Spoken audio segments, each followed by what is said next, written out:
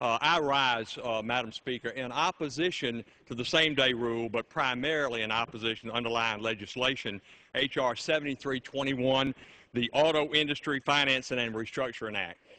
This bill gives a bailout. I don't know any other way you can euphemistically say it's a rescue package or whatever, but it's a bailout. It's a bailout for one particular industry, albeit a very important industry, lots of jobs.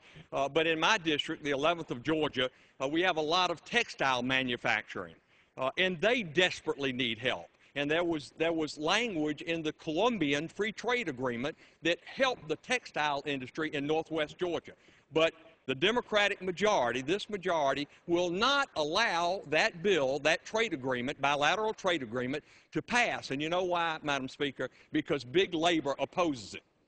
And in this situation that we're dealing with now, big labor is the entity that gains the most from this, and yet they're the ones that, in my opinion, Madam Speaker, are wrecking the automobile industry in the United States. When their average cost per hour is $77, when the foreign manufacturers that employ United States productive workers can do it for $45 an hour, there's something wrong with that.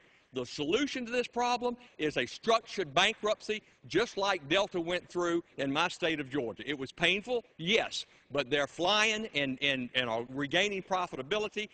I would trust a bankruptcy judge, a federal bankruptcy judge under Chapter 11, more than I would trust a czar, Rena, or a czar doing it by the federal government. I think clearly that's what they ought to do, restructure under federal bankruptcy, Chapter 11, lower those costs, renegotiate those contracts, deal with the creditors to take less than 100% of the debt, and then if it doesn't work, the automobile manufacturers can come back to Congress and ask for some additional help. That would make sense. But right now, the thing for them to do is to restructure under Chapter 11. And by the way, Madam Speaker, when they do that, management as well as labor needs to take a haircut, a significant haircut. In fact, maybe even a flat top or a buzz. And I yield back.